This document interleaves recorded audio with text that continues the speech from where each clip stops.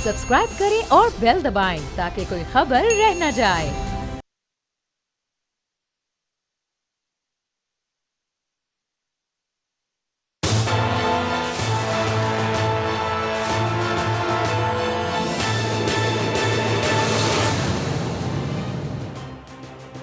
अस्सलाम वालेकुम। प्रोग्राम तज्जिया में हूं लीना इलियास और आज के इस प्रोग्राम में समी इब्राहिम साहब हमारे साथ मौजूद हैं, लेकिन अब से कुछ देर बाद वो हमारे साथ मौजूद होंगे अमेरिका से। स्टूडियो में मेरे साथ मौजूद हैं इस्लामाबाद स्टूडियो में राना ताहिर साहब जो एशियन न्यूज़ के ग्रुप एडिटर हैं, और सिद्दीक साजिद साहब हमारे साथ मौजूद हैं, बहुत ही हमारे सीनियर रिपोर्टर हैं, तज्जियाकार भी हैं भाई अब तो। और इसके अलावा लाहौर स्टूडियो से हमारे साथ मौजूद हैं जुल्फ़कार अली महतू साहब जो कि हेड हैं स्पेशल प्रोजेक्ट इन्वेस्टिगेशन के दुनिया न्यूज़ के। उनकी एक स्पेशल स्टोरी है मंगला डैम के हवाले से, वो हम ज़रूर डिस्कस करेंगे, लेकिन सबसे पहले हम बात करेंगे पोलिटिकल एक्टिविटीज़ की। आप सबको पता है कि FATF का जो बिल है वो पास हो गया है, और उसके बाद हमने देखा वोट देने के बाद जो अपोजिशन है उसने वॉकआउट किया, और आज एक बड़ी अजीब सी चीज़ हुई कि मुशीरों ने भी वोट दिया। कुछ इस हवाले से भी बात करेंगे। और एक और बड़ी स्पेशल स्टोरी है, ख़ास स्टोरी है, वो ये है कि हाई कोर्ट के जो जजेज़ हैं उनकी तादाद में भी इजाफा हुआ है। बाकी इनसाइड स्टोरीज़ जो हैं वो होंगी हमारे पास सिद्दीक साजिद साहब के पास, उनसे भी लेंगे, राना ताहिर साहब से भी लेंगे। लेकिन सबसे पहले राना ताहिर साहब मैं आपकी तरफ आऊँगी। FATF का जो बिल है वो पास हो गया है, ज्वाइंट सेशन था, उसके बाद मैं देख रही थी कि इमरान खान साहब ये कह रहे थे, आज उनकी बड़ी ख्वाहिश थी कि अपोजिशन जो है वो थोड़ी उनकी तारीफ़ कर देती, लेकिन उन्होंने कहा मुझे वो मौका ही नहीं दिया गया कि अपोजिशन जो है मेरी तारीफ़ करती, क्योंकि वो तो वॉकआउट कर गए। जी लीना, देखें बात ये है, आपने जो बात की है वे बहुत ही इम्पॉर्टेंट बिल है। एंटी मनी लॉन्ड्रिंग बिल जो है, देखें पाकिस्तान की इकानमी के लिए ये बहुत इम्पॉर्टेंट है। ठीक, पाकिस्तान की मईशत के लिए बहुत ज़रूरी है कि FATF की अगर हम ये नहीं करते तो खुदा न खास्ता FATF की ब्लैक लिस्ट में चले जाते। देखें बाज़ चीज़ें होती हैं सियासी मफादात, उसमें अपोजिशन हुकूमत के ख़िलाफ़ जाती है, हुकूमत अपोजिशन के ख़िलाफ़ जाती है, लेकिन कौमी मामलात जो होते हैं, कौमी इशूज़ जो होते हैं, जो कौमी मफादात होते हैं, उसमें दुनिया भर में हिज़्ब इख्तिलाफ़ और हुकूमत जो होते हैं वो एक पेज पर होते हैं। लेकिन बदकिस्मती से हमारे मुल्क में जो अपोजिशन है उन्होंने ये वतीरा बना रखा है, वो उनका एक ही मुतालबा है कि उन्होंने जो इस मुल्क को बेदर्दी से लूटा वो केसेस ख़त्म हो जाएं, नैब को ख़त्म कर दिया जाए, बल्कि मुकम्मल तौर पर ना ये कवानीन ही ख़त्म कर दिए जाएं कि जिससे किसी कौमी ख़जाना लूटने वाले का एहतसाब हो सके। उनकी आप देखें जो उन्होंने मुतालबात पेश किए थे इसकी हमायत के लिए, नैब के कवानीन में वो वज़ीर आज़म इमरान खान खुद भी बता रहे थे कि 34 तरामीम तजवीज़ की उन्होंने, सारी की सारी शख्सी। तो उसके बाद आप बताएं कि जी आसफ जरदारी साहब का ख़ानदान बच जाए और नवाज शरीफ साहब का ख़ानदान बच जाए, ये है टोटल अपोजिशन जो पाकिस्तान की चाहती है, और पाकिस्तान जाता है ब्लैक लिस्ट में तो चला जाए। अब आपने जो बात की है मुशीरों के वोट देने की, ऐसी कोई बात नहीं है, किसी मुशीर ने वोट नहीं दिया। ये सारा एक शरंगेज प्रोपेगेंडा है। अच्छा। कि एक ऐसा कानून जो पाकिस्तान के मुफाद में बनाया गया उसके हवाले से ये प्रोपेगेंडा करना, अपोजिशन वॉकआउट कर गई। अगर देखिए वॉकआउट किया था ना उन्होंने, मेरी मुखालफत में वोट देकर, मुखालफत में वोट देकर वॉकआउट कर गए। वो वहाँ खड़े होकर बात करते ना, उसके बाद भी मुखालफत करने के बाद भी खड़े होकर बात करते ना। मसला ये है कि उन्हें पता है कि उनकी हैसियत, उनके अपने अरकान नहीं आए बहुत सारे आज पार्लियामेंट में। ठीक, सही। देखें अपोजिशन के कई अरकान, जब वफाकी बजट पे पास हुआ है उस वक्त भी अपोजिशन के अरकान गायब हो गए थे। तो ये कहना कि जी इसमें मुशीरों ने वोट दिया, किसी मुशीर ने वोट नहीं दिया, वो दे ही नहीं सकता ना जी। ठीक है। और दूसरा जो बाकी जहाँ तक ताल्लुक़ है इस बात का कि इस कानून से इमरान खान को क्या फ़ायदा है। ठीक, पाकिस्तान ग्रे लिस्ट में किसके दौर में गया? नवाज शरीफ साहब के दौर में। बिल्कुल ऐसे। इनका आप देखें हर चीज़ घुमा फिरा के, अब वो लाहौर में खातून के साथ ज़्यादती हुई, शहबाज शरीफ साहब कौमी असम्बली में खिताब कर रहे हैं, बजाय इसके कि उस तरफ रहें वो जी इसका क्रेडिट जो है ये मोटरवे जो है मेरे भाईजान ने बनाया सी। चलो उन्होंने मेरी बात सुने ना, ये शर्मनाक बात है, के साथ माजरत कर ली है, इंतहाई शर्मनाक बात है। मेरी बात सुने, हर बात में वो भी लाहौर हाई कोर्ट ने टेकअप किया इशू, फिर जाके उनको ख्याल आया माजरत करने का, उन्होंने तो कर लिया माजरत। आप मुझे बताएं क्या चल रही है, क्या इनसाइड है? आप कह रहे हैं सिर्फ एक की मुखालफत की है, बाकी सबकी क्या किया फिर हमारे? एक तो पहली बात ये ना, देखिए जो कौमी असम्बली के कायदे हैं या वो बड़े क्लियर हैं इस हवाले से, क्योंकि ये भी गलत फहमी है। वो पेश लाजमी किया था बाबर अवान ने एज ए मुशीर, वो ज़ाहिर है उनको स्टेटस कर सकते हैं, स्टेटस है, हाँ ज़ाहिर है आईनी मुशीर हैं, लेकिन वो वोटिंग के अमल में वो उन्होंने हिस्सा नहीं लिया। वो आपको इस वजह से लगा कि जब वो वोटिंग हो रही थी वो भी खड़े हो गए, लेकिन उनको गिना नहीं गया। तो इस वजह से ये तासुर उभरा, लेकिन उनको गिना नहीं गया। अब देखिए 10 का फ़र्क था, 200 हुकूमत के और 190 अपोजिशन के वोट थे। कमाल मेहरबानी ये जो राना साहब ने बात की है ना कि अपोजिशन ने आज वाकआउट करके, अगर इतने संजीदा थे, अगर मुखालफत ही करनी थी, ये मुखालफत ऐसे ही करते हैं, मुखालफत बराए मुखालफत है। अगर भाई आपने मुखालफत करनी तो आप ठहरे वहाँ पे, आप क्यों जा रहे? इन्होंने वाकआउट करके वाक ओवर दिया हुकूमत को। 4 बिल थे इस एजेंडे में जो कि आज पास होने थे, 4। इस अपोजिशन की मेहरबानी से 8 पास हुए मुश्तरका इजलास में। हालांकि वो 4 बाकी जो पास हुए वो तो एजेंडे में भी शामिल नहीं थे। Pakistan medical commission, Pakistan medical tribunal, इंसदाद दहशतगर्दी तरमीमी बिल और मजूर अफराद के हकूक का बिल, ये भी वो बिल थे जो कि कौमी असम्बली ने मंजूर कर लिए थे, सेनेट से मंजूर नहीं हुए थे। इनको ज़िमनी एजेंडे के तहत लाया गया। वो क्या कहते हैं ना जी कि वो जब वो इन्होंने अपोजिशन ने एक उनको दे दिया मैदान खाली, जब अगर पहले इन्होंने उसके एहतजाज किया, एजेंडा फाड़ दिया, और उसके बाद उन्होंने कहा जी हम वो जो जितनी भी पहला जो बिल था ये वक़फ़ इमलाक वाला, इस्लामाबाद की जो मतरूका वक़फ़ इमलाक, उसके वाले से उन्होंने कहा जी इस पर वोटिंग कराएं। वोटिंग हो गई, 200 हुकूमत के हक़ में आए, 190 उनके आए। राना साहब की बात ये भी ठीक है, अगर पूरी अपोजिशन इसमें संजीदा होती कि हमने हुकूमत की इसमें मुखालफत करनी है तो इनके 6 अराकीन ज़्यादा थे, हुकूमत के कम थे, वो शिकस्त हो सकती थी गवर्नमेंट को। गवर्नमेंट तो आज बड़ी परेशान थी, लेकिन पीछे मुख वो जो सही कह रहे हैं ना, वो नहीं आते। अपोजिशन के लोगों में तकसीम है, वो लोग इनके नहीं आए। 10 तो यहाँ पे कम हो गए ना, 10 तो यहाँ पे कम हो गए। तो गवर्नमेंट के तो जितने 200 बंदे उसमें पार्लियामेंटी पार्टी के इजलास में गए थे, 200 के 200 आकर इमरान खान के साथ आकर बैठ गए, उसमें उनके इत्तेहादी भी शामिल थे। बात यह है कि ये इसमें सबसे ज़्यादा जो अहमियत की बात थी वो यही बिल था, इंसदादे मनी लॉन्ड्रिंग वाला, क्योंकि अगर ये आप नहीं करते तो ज़ाहिर है फिर वो पाकिस्तान इंडिया इस चीज़ को कितना उछालता। तो पहले ही हमारा, क्योंकि हम ग्रे लिस्ट में कहते देखें जी, तो ये कवानीन जितने भी बन रहे हैं ये मुल्क के मफाद के लिए बन रहे हैं, क्योंकि इसमें इतना सख्त ये कवानीन ला रहे हैं, कितने इदारों का इसमें कंट्रोल आ रहा है कि इवन आपके कौमी सलामती के इदारे भी इसमें अब मुख्तलिफ जो बोर्ड्स बनेंगी, कमेटीज़ बनेंगी, उसमें शामिल होंगे कि इतना सख्त चेक एंड बैलेंस जो है वो लेकर आया जा रहा है। और अपोजिशन अगर बैठ कर बाहर जब बिल्स की मंजूरी हो रही थी तो ये उस वक्त अपने चैम्बर में बैठ के प्रेस कॉन्फ्रेंस कर रहे थे, आप ईवान में आए, चलें ठीक है। अब पहले तो ये हो जाता था ना कि कोरम पॉइंट आउट हो गया, अपनी मर्जी से कर लिया, एहतजाज कर लिया, एक बदमज़ा जो वाक़या था वो भी पेश आया, अगर रफ़ीउल्लाह वाला, वो हाथापाई वो करने में वैसे भी समझे जाते हैं, लेकिन जो वहाँ पे इनका एक किरदार था, देखिए अगर एक ये भी रूल है कि अगर कोई बिल जो है जब ईवान में पेश कर दिया जाता है, अगर उसकी मुखालफत होती है तो बाकायदा उसके ऊपर फिर स्पीकर बहस करवाता है, फिर तरामीम होती हैं। तरामीम अब शायद खकान अब्बासी का वो नाम ले रहा है स्पीकर, वो कह रहे मैंने पेश नहीं करनी, आप जानबदारी से हाउस चला रहे, वो कह रहे आप तरामीम पेश करें, तरामीम पेश ही नहीं की। तो वो फिर बहस का उन्होंने अपोजिशन लीडर को फ्लोर दे दिया बाकायदा कि आप इसके ऊपर बात कर लें, 2-2 मिनट चले सारे बात कर ले। स्पीकर इसके ऊपर भी रजामंद थे, लेकिन उन्होंने ज़ाहिर एक तय किया हुआ था, वो जैसे ही ये इसका बिल आया है मनी लॉन्ड्रिंग का, तो उस वक्त वो एहतजाज करते हुए जी हमें चूँकि बोलने की इजाज़त नहीं दी और इन्होंने बुलडोज कर दिया और वॉकआउट करके चले गए, वॉक ओवर दिया, 4 की बजाय 8 बिल पास हो गए, हुकूमत को तो बल्ले बल्ले हो गई। यानी कि वो ही ना फिर मिले हुए हैं सारे के सारे। ये नहीं, और जिन लोगों चलिए समी इब्राहिम साहब भी हमारे साथ मौजूद है। जी समी साहब, FATF के हवाले से आज बड़ी अहम पेशरफ्त है, जो बिल है वो पास हो गया, ओवर टू यू। देखिए ये बिल पास होना ही था, टोपी ड्रामा किया इन्होंने, सेनेट में इसको रिजेक्ट किया क्योंकि वो मौलाना फजलुर रहमान साहब की तरफ से ये इत्तलात ये हैं कि उन्होंने रात जरदारी साहब से और शहबाज शरीफ साहब से, शरीफ खानदान को ये बताया कि अगर आपने वोट दिया सेनेट में तो फिर मैं APC में दोनों बड़ी जमातों को खारिज कर दूंगा।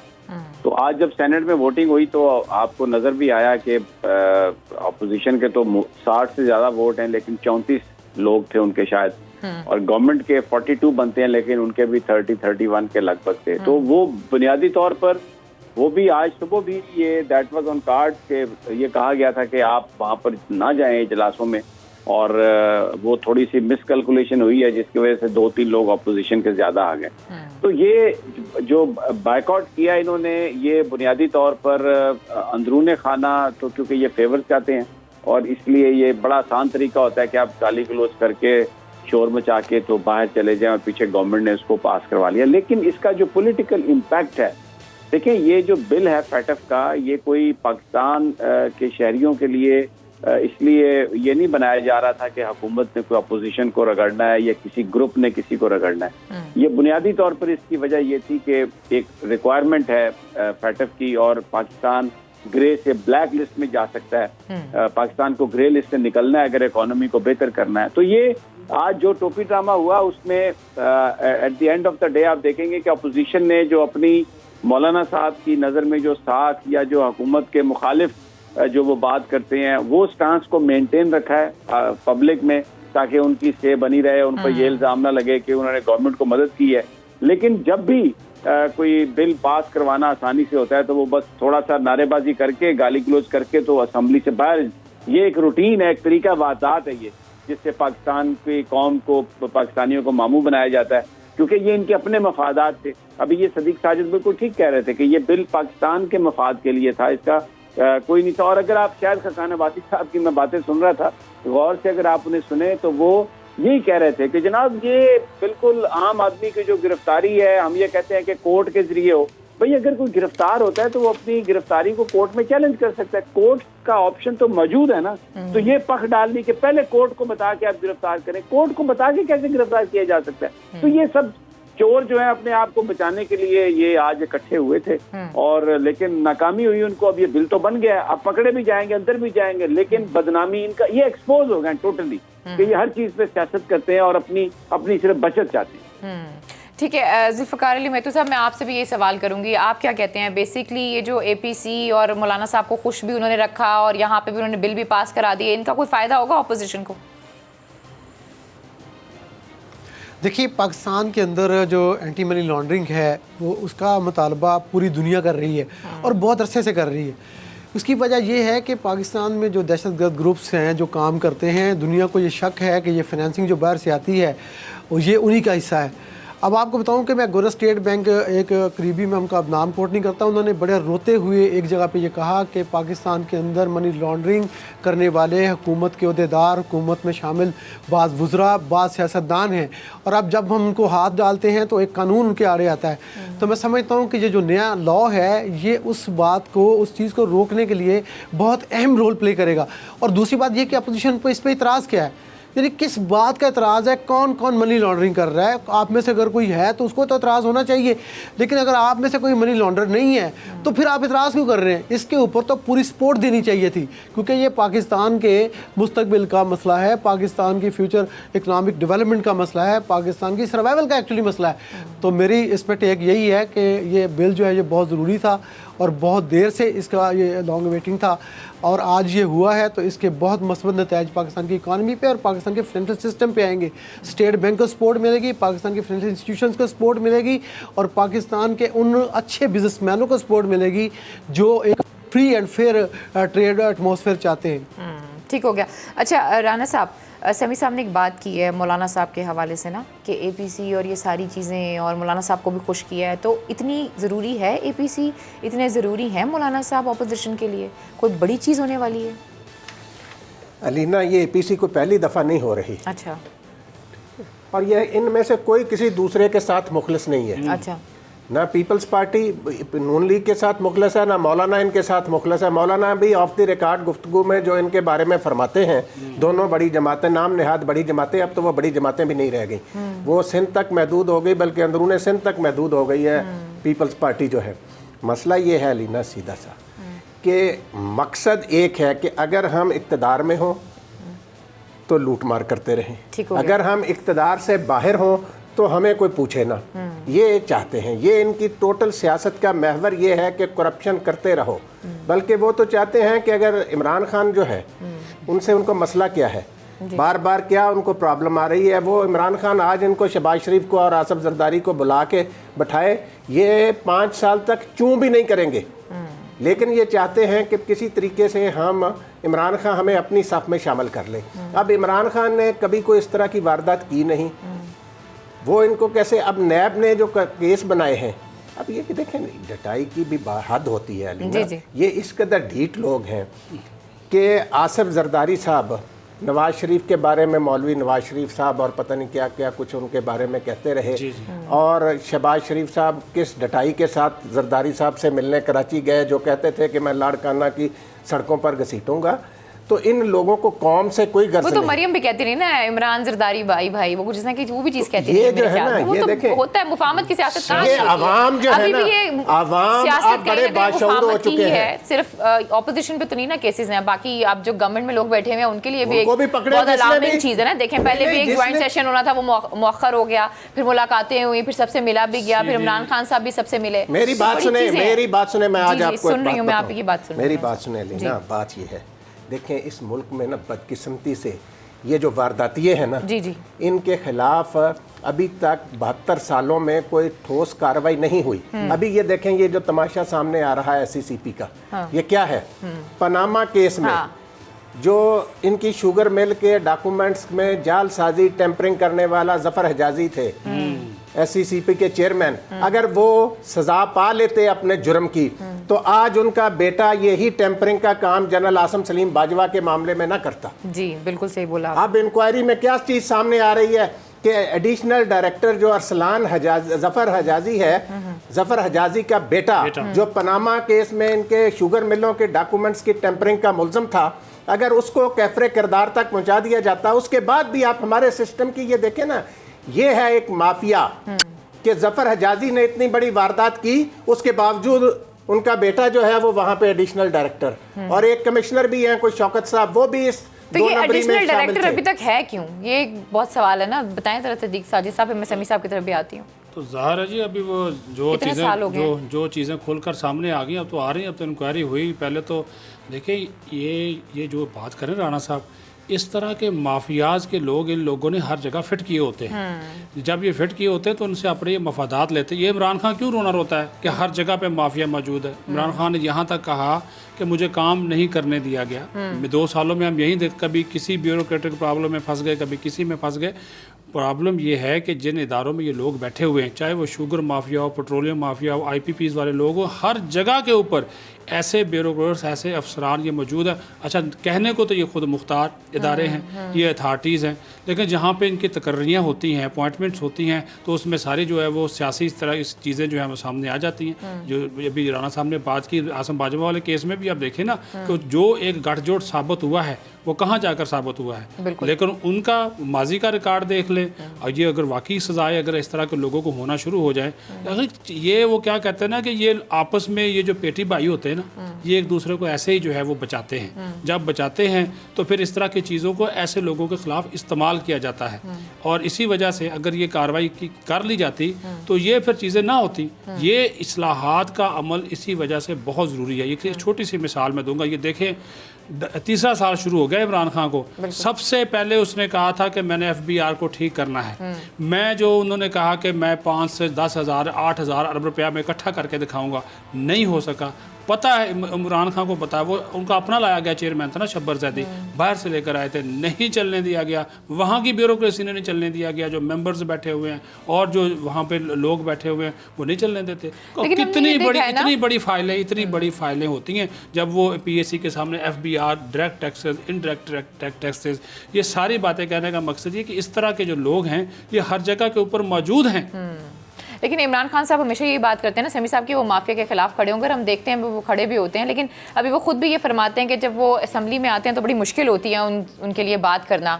तो आपके बेसिकली इरादों को मजबूत होना चाहिए, आपको ये पता होना चाहिए कि आपने किस तरीके से कार्रवाई करनी है। अभी FBR वाली भी आप बात कह रहे हैं कि शब्बर जैदी साहब को काम करने नहीं दिया गया, तो आप किस तरीके से देखते हैं मजीद? आपको लगता है कि जो माफिया जिसकी वो हमेशा ये बात करते हैं, इसके खिलाफ प्रॉपर तरीके से मुनज़्ज़म जो है वो कदम उठाए जाएंगे?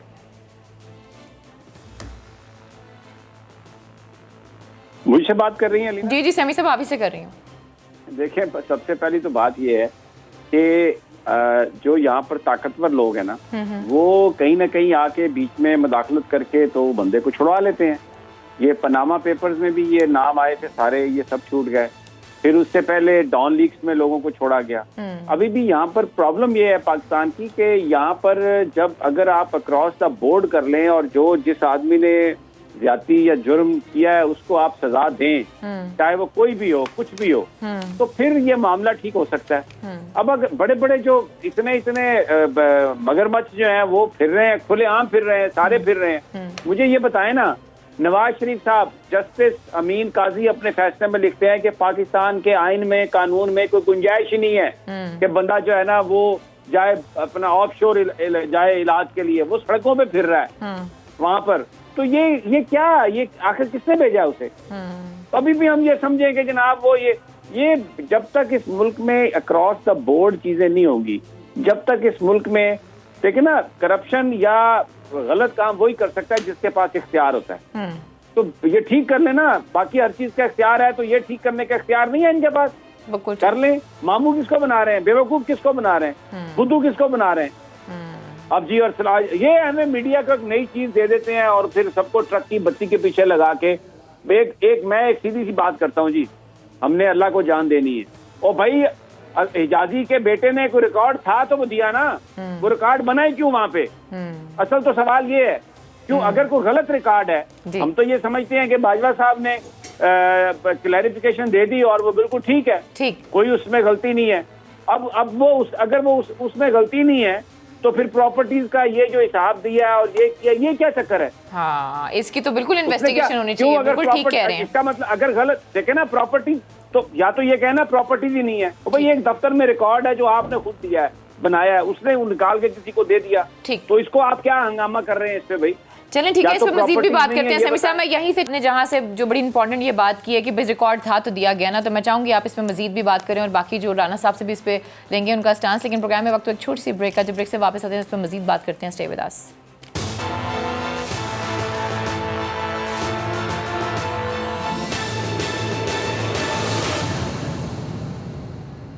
वेलकम बैक नाज़रीन, एक दफ़ा फिर आपको खुशामदीद कहते हैं। जी राना साहब, मेरा आपसे ये सवाल होगा जो समी साहब ने उठाया कि SCCP के पास डॉक्यूमेंट्स तो हैं, वो किस चीज़ के डॉक्यूमेंट्स हैं, कहाँ से आए हैं डॉक्यूमेंट्स पे, वो क्या है? बात ये है, डॉक्यूमेंट्स अगर असली हों तो और बात है, ये भी इन डॉक्यूमेंट्स में भी टेम्परिंग की गई है जो आगे दिए गए और जो इंडिया तक प्रोपेगेंडा फैलाया गया। इन्वेस्टिगेट हो गई ये बात? क्या ये इन्वेस्टिगेशन अंडरवे है ना, इन्वेस्टिगेशन जारी है। ठीक है, उस पर आप देखेंगे कि आने वाले दिनों में काफ़ी सारी, देखें भारत में ये चीज़ें पहुंचाना ये पाकिस्तान की खिदमत है? नहीं, हरगिज़ नहीं। तो ये चीज़ें जो है ना, जो भी बात वो समी साहब कह रहे थे ना कि हमें मामलात को उसके अंजाम तक लेकर जाना चाहिए, रास्ते में नहीं चीज़ों को छोड़ना चाहिए, खा वो ये हो या डॉन लीक्स हो या कोई और मामलात हो। तो मसला यही है कि मामले को मंतकी अंजाम तक जाना चाहिए। जिसने भी इस मुल्क के साथ वारदात की है, इसको लूटा है, अब आज ये जो एंटी मनी लॉन्ड्रिंग बिल जैसे कह रहे थे सिद्दीक साजिद साहब भी, ये बहुत बड़ा कानून है और इससे ये खौफजदा है। बिल्कुल बिल्कुल सही। आप देखें ना कि एक आम आदमी ने साइकिल चोरी की, वो तो थानेदार उसको गिरफ्तार कर सकता है, जिसने अरबों रुपया लूटा है उसको नैब वाले गिरफ्तार ना कर सकें, ये तरामीम चाहते हैं। बिल्कुल ठीक है। आप कुछ इनसाइड हैं सिद्दीक साजिद साहब के पास, बताएं ना, ये मरियम जा रही हैं APC में कि नहीं जा रही? देखिए, वो भी अभी ये तजब्जब का खुद शिकार है, नून लीग वाले, और APC जो है वो एक क्या कहते हैं ना, चू चू का मुरब्बा, वो बिल्कुल वही साबित होगी। किसी किस्म का कोई उसमें कोई बड़ा फैसला सामने आने का इम्कान नहीं है सिवाय 2-3 करारदादों के अलावा, क्योंकि छोटी जो जमातें हैं बशमूल JUIF, उनका ये तो बड़ा मुतालबा है जी कि हम असम्बलियों से दें इस्तीफ़े और बाहर निकलें, एहतजाज करें, उस वक्त तक धरना दें जब तक ये हुकूमत चली नहीं जाती। और इस हवाले से पीपल्स पार्टी और नून लीग दोनों से ये कहा गया कि आप रिटर्न एग्रीमेंट करें।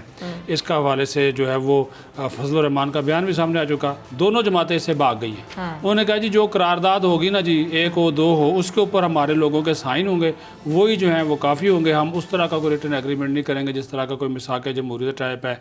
और बाकी धरना कब देना है, कितना देना है, वो उन्होंने कहा जी इसकी कोई एक प्लानिंग बनाएंगे, उसके बाद जो है वो देखेंगे।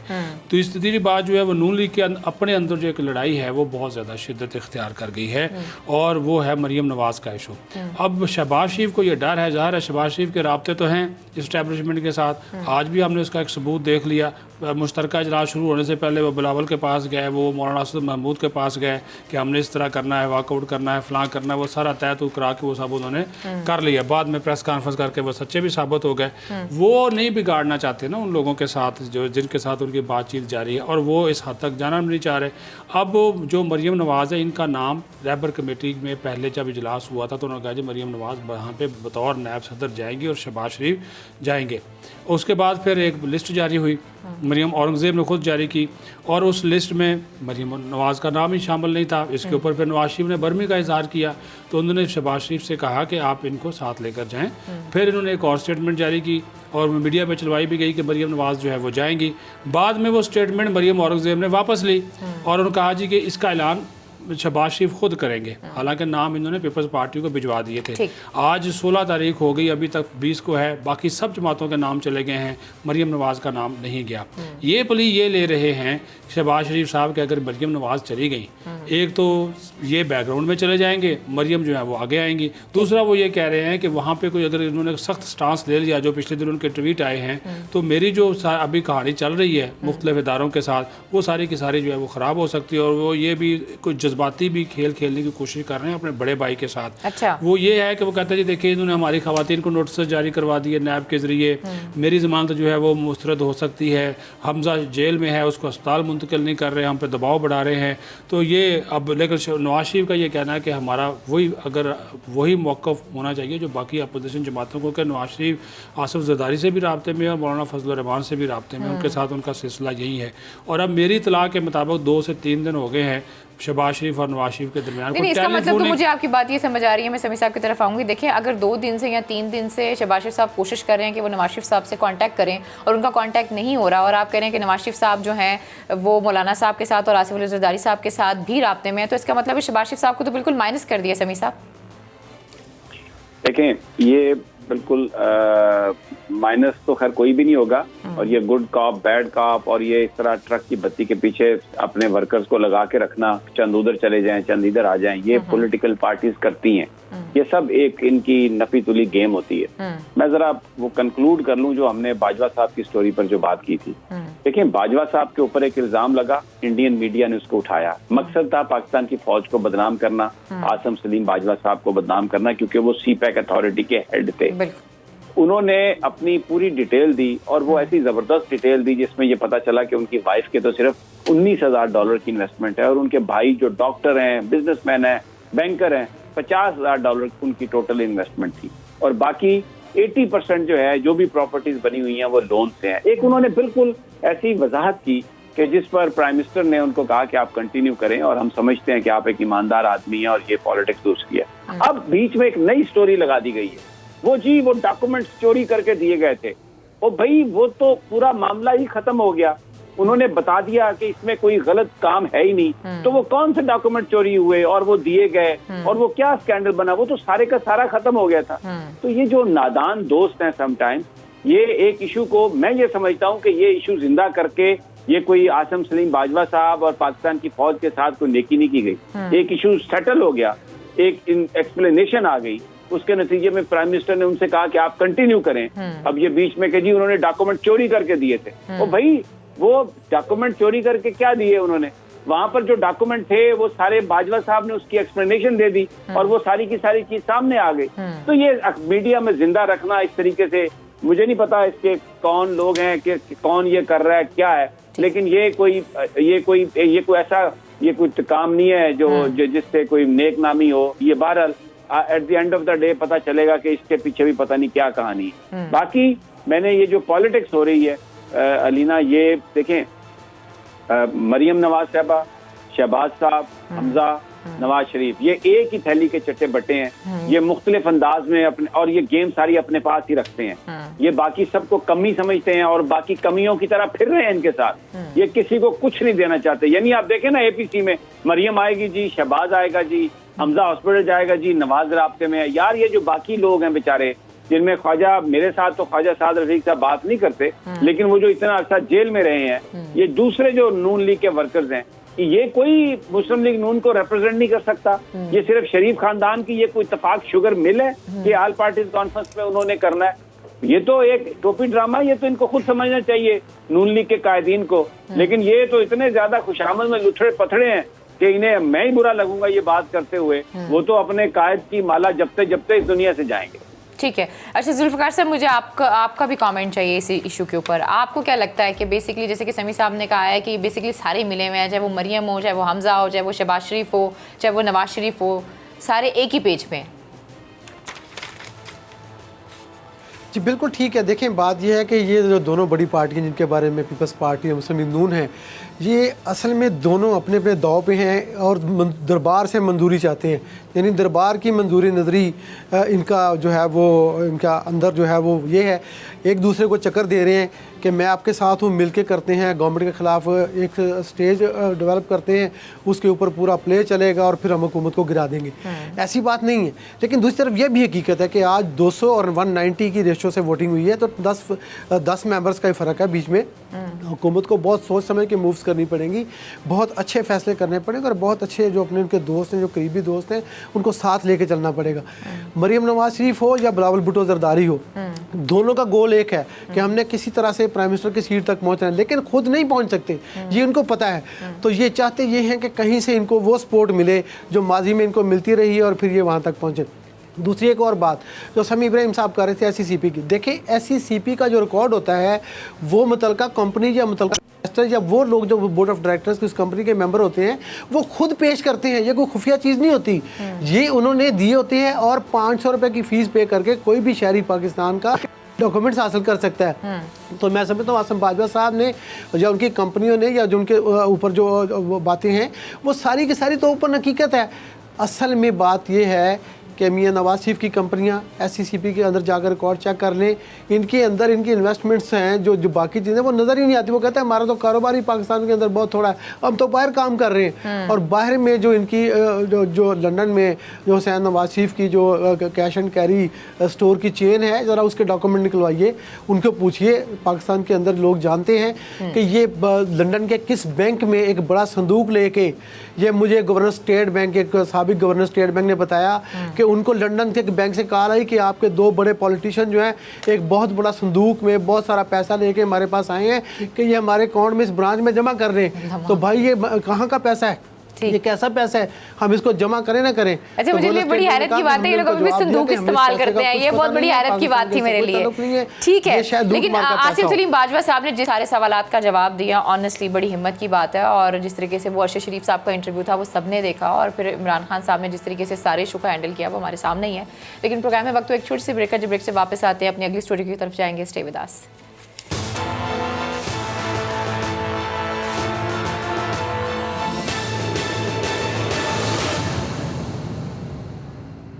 वेलकम बैक नाज़रीन, तो फिर आपको खुशामदीद कहते हैं। और मंगला डैम के हवाले से एक्सक्लूसिव स्टोरी है जुल्फ़िकार अली मेहतो साहब की, उनसे पूछते हैं कि स्टोरी है क्या। जी ओवर टू यू। स्टोरी असल में ये है कि एक तो ये मंगला डैम जो है जब 2012 में इसकी ऊंचाई 32 फुट बढ़ाई गई थी तो इसके ऊपर पाकिस्तान की हुकूमत के और पाकिस्तान के अवाम के 400 अरब रुपए खर्च हुए। 120 अरब रुपए वहाँ पे उन लोगों को दिए गए जिनकी प्रॉपर्टीज़, घर और ज़मीन जो है उस डैम के नीचे आई, और न्यू मीरपुर सिटी उस पैसे से तामीर हुई। अब ये है कि इन 10 सालों में 2 बार ऐसे मौके आए जब 1242 फुट की इंतहाई सतह तक पानी पहुंचा। ये 5 साल के बाद अब इस साल जो है 27 अगस्त को ये डैम पूरी तरह भरा और 1242 फुट की ऊंचाई जो उसने अटेन की, तो 7.356 मिलियन एकड़ फीट पानी इसमें स्टोर हुआ। जैसे ये पानी स्टोर हुआ तो पाकिस्तान के किसानों के अंदर एक खुशी की लहर दौड़ी, ख़ास तौर पे पंजाब, सेंट्रल पंजाब के किसानों के अंदर, क्योंकि मंगला कमांड की नहरें जो हैं पंजाब के उस हिस्से को पानी देती हैं जो इंडिया में सतलुज रिवर और रावी और ब्यास रिवर जब इंडिया को दे दिया गया था तो ये उनको पानी मिलता था। अब दरियाए जो झेलम का पानी है और दरिया चनाब का पानी ये उनको सराब कर, तो उनमें खुशी की एक लहर आई। लेकिन साथ ही मुस्लिम लीग नून की जो हुकूमत है आज़ाद जम्मू कश्मीर में, वहाँ से एक शोर मचना शुरू हो गया कि इस डैम जो भर गया है इससे ज़लज़ले का ख़तरा है, यानी इससे बहुत बड़े ज़लज़ले का ख़तरा पैदा हो सकता है, क्योंकि इस बड़े डैम के इस लेवल से पानी जो है वो नीचे प्लेटों को हिलाएगा और इस खदशे के पेश नज़र इस डैम को फौरी खाली करें। ये एक ब्लैकमेलिंग हुई फेडरल गवर्नमेंट को कि आप फौरी तौर पर करें वरना हम इस पर बहुत बड़ा एहतजाज करेंगे। इसके ऊपर फेडरल गवर्नमेंट मैं समझता हूँ कि बगैर किसी वजह से, क्योंकि इंजीनियर्स, वापडा के इंजीनियर्स और दूसरे तमाम इंटरनेशनल इंजीनियर्स ये कहते हैं कि डैम के नीचे जो पानी है, पानी के अंदर ऐसे एक खास हालात लगे होते हैं जो ज़लज़ले को बहुत मिन्यूटली मॉनिटर करते हैं और ऐसी किसी की चीज़ का कोई खदशा नहीं है। जब 120 अरब रुपये लिए थे ज़मीन को देने के, बेचने के, 400 अरब खर्च हो रहा था, उस वक्त ये खदशा जाहिर नहीं किया गया कि जनाब जब ये 1242 फुट की ऊंचाई तक भरेगा तो इससे कुछ ज़लज़ले का खतरा होगा। ऐसी कोई बात नहीं। अच्छा, अब हुआ ये कि ब्लैकमेल होते ही फेडरल गवर्नमेंट ने पंजाब को कहा कि आप अपने हिस्से का मंगला कमांड की नहरों के लिए पानी जो है ना, वो जो 26,000 क्यूसेक ले रहे थे उसको अचानक 57,000 क्यूसेक कर दें। तो ये एक ऐसा हुआ फैसला, कल 12 बजे दिन को मंगला से पानी की जो डिस्चार्ज है वो बढ़ा के 26,000 क्यूसेक से उसको दे दिया गया। और पिछले 24 घंटे में ये मंगला डैम जो है वो 1.25 फुट खाली हो गया, जिसकी भरने की दुआएं की। तो मैं समझता हूँ कि इससे दो बातें हुई। एक तो ये कि पॉलिटिकली ब्लैकमेलिंग हुई फेडरल गवर्नमेंट को। इससे नीचे पंजाब के अंदर उन लोगों को, फार्मर को, जो रबी 1 अक्टूबर से शुरू हो रही है उसके अंदर इनको आजकल पानी नहीं चाहिए। हर तरफ तो फ्लड है। आप देखिए ये पंजरत पे और त्रिमू बराज पे, जंग पे पानी ये मिलना है। तो वहाँ तो पहले ही 8-10 दिन पहले फ्लड हुआ था, तो उनको पानी तो उन किसानों को चाहिए ही नहीं, तो उनको ये पानी दिया गया। अब ये पानी सिंध के अंदर स्किप कर जाएगा, गुद्दू बराज से नीचे जाके कोटी बराज में समंदर में जाएगा। और जब आप तरबेला से पानी लेना शुरू करेंगे तो आपके हिस्से का पानी वहाँ से कम होता जाएगा अगले महीने रबी की फसलों के लिए। तो ये पंजाब के किसानों के लिए एक बहुत बड़ा, एक मैं समझता हूँ, नुकसान हुआ है। और एक तो गुड जेस्चर दिया पंजाब गवर्नमेंट ने। अच्छा, आपने बात की है सर, इन्होंने क्या पॉलिटिकल ब्लैकमेलिंग की बात की है समी साहब, इन्होंने कि पॉलिटिकल मान ले, एक इकोनॉमिकली ब्लैकमेलिंग की गई है। ये दो पहलू इस स्टोरी के 400 अरब खर्च करने के बाद भी क्या कहते हैं ये पॉलिटिकल ब्लैकमेलिंग है या नहीं है? बिकॉज अगर आज़ाद कश्मीर की जो हुकूमत है वो ये बात कर रही है तो डेफिनेटली किसी स्टडी की बुनियाद पे कर रही होगी। देखिए, मैं आपको एक बात बताऊं, आप जो आजाद कश्मीर की हुकूमत भी अपनी बात कर रही होगी, लेकिन जुल्फिकार अली जो है ये बड़ा इनकी ये एक्सपर्टीज है जी। और ये बेसिकली दुनिया न्यूज में ये स्पेशल जो प्रोजेक्ट्स हैं उनको ये हेड करते हैं। मैं इनके साथ काम करता रहा हूँ। इन जो जर्नलिस्टिक इनके पास जो इंफॉर्मेशन है वो एक अथॉरिटी है ये। और जब ये बात कर रहे हैं कि वहां पर ब्लैकमेलिंग हुई है और ये सब कुछ किया गया है, तो इसमें बड़ा वजन है। और ये बात समझ में आती है कि नून लीग की गवर्नमेंट जो है, क्योंकि देखें अगर पाकिस्तान में किसानों को सही टाइम पे पानी मिल जाए और यहाँ पे अगर तरक्की इमरान खान के जमाने में हो जाए तो नून लीग समझती है कि उसकी पॉलिटिक्स खत्म हो जाएगी। और आप ये भी देख लें कि आज फैटफ पर जो आपकी जो पहली स्टोरी थी वो पाकिस्तान के हवाले से कानून साजी होनी थी, लेकिन इन्होंने उसको जिस अंदाज में ट्रीट किया, तो मैं जो जुल्फिकार अली की स्टोरी है मैं तो इन्हें क्रेडिट देता हूँ कि जबरदस्त ये स्टोरी निकाल के लाए हैं। इमरान खान साहब को इसका नोटिस लेना चाहिए, क्योंकि मुझे ये पता है कि इमरान खान को कोई नहीं ब्लैकमेल कर सकता। निचली सतह पे कोई वाकयात, कोई इस तरह की चीजें बनी होंगी, समरियां बनी होंगी।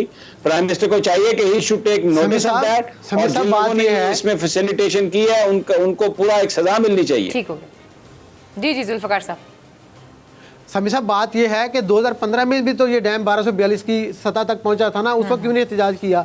और जब 400 अरब ले रहे थे उस वक्त क्यों नहीं किया? मकसद ये तो अब फ्यूचर में फिर आप इस तरह से चलते रहेंगे। तो ये बनाया क्यों है? पाकिस्तान की कौम का 400 अरब खर्च करने का मकसद ये है कि जब आप शोर मचाना शुरू करें तो खौफ ज़दा होकर डर के जो पानी नीचे निकाल दें। अब देखिए मंगला कमांड की नहरें जो है ना, उनके पास इनकी कैपेसिटी नहीं है। आपने 67,000 की फुल कैपेसिटी है, उससे पहले आप 40,000 क्यूसेक ले रहे थे, 30,000 क्यूसेक आपको समंदर में जाना है। पंजाब के उन किसानों का ये प्रीशियस वाटर है जो उनको रबी में गंदम की बुआई के लिए काम आना है। एंड पे जाके आप उनको शॉर्टेज दे देंगे तो ये कहाँ जाएंगे? ये लोग किसान किधर से पंपच करेंगे? कितना महंगा पानी निकालेंगे गंदम की आखिरी फसल को देने के लिए? देखिए ये जो बात है ना, ये बड़ी जबरदस्त बात है। किसानों की एग्रीकल्चर जो नेशनल मीडिया पाकिस्तान का वो ब्लैकआउट करता है, खबरें देता ही नहीं। और ये वो महतू साहब वो खबर लेके आए हैं जिसका ताल्लुक पाकिस्तान के गरीब किसानों से है, पाकिस्तान के मुस्तकबिल से है। अगर गंदम की बुवाई के लिए पानी आपको उस वक्त इतने बड़े इलाके में नहीं मिलेगा, आज आपने ब्लैकमेलिंग में आके वो जाहिर करवा दिया गया, तो फिर वो उसका रिस्पॉन्सिबल कौन है? ये बड़ा अहम सवाल है। ठीक हो गया। अच्छा सर, एक और इशू भी चल रहा था, आपकी इजाजत से तो सभी साहब बात यह है कि बाद में जब पानी कम हो जाएगा रबी के आखिरी दिनों में, तो फिर सिंध और पंजाब लड़ेंगे। ठीक तो हो गया। ये तो देखना ना, मेरा मकसद है सिंध का रिस्पांसिबिलिटी है अपना तरबेला कमांड से आपको पानी यूज कर चुके, तो यूज तो हुआ नहीं, वो तो समंदर में गया हुआ है। तो पानी जो है वो सिंध को मिले और पंजाब को पंजाब का नुकसान हुआ है। इसको ऐसा नहीं होना चाहिए। देखें ये जो पानी का मामला है ये बहुत अहम इशू है। ठीक हो गया। आप देखें हमारा ये दुश्मन मुल्क जो भारत है उसने कितने डैम बनाए हैं पिछले 72 सालों में। यहाँ पे जब कोई डैम बनने लगता है भारतीय आलाकार जो है वो उसकी मुखालफत शुरू कर देते हैं। ये क्रेडिट साबिक चीफ जस्टिस पाकिस्तान साकिब निसार साहब को जाता है। उन्होंने इस पर बाकायदा एक मुहिम चलाई पाकिस्तान बिल्कुल में ऐसे। डैम की तमीर के लिए।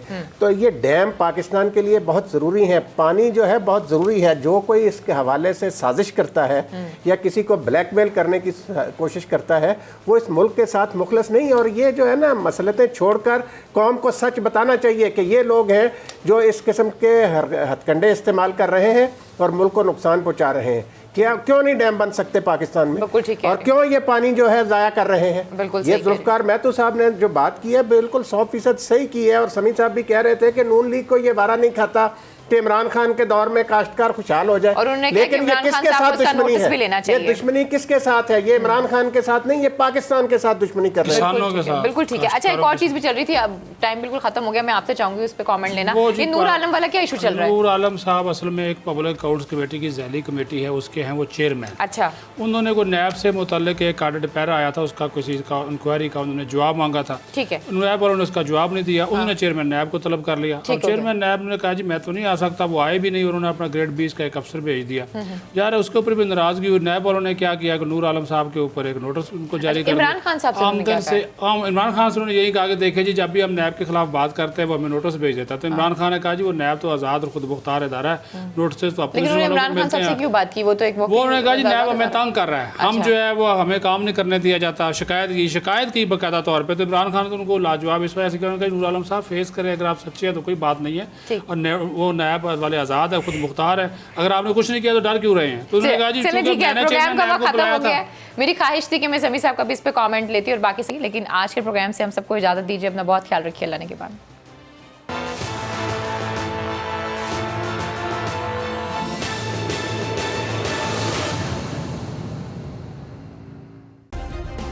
सब्सक्राइब करें और बेल दबाएं ताकि कोई खबर रह न जाए।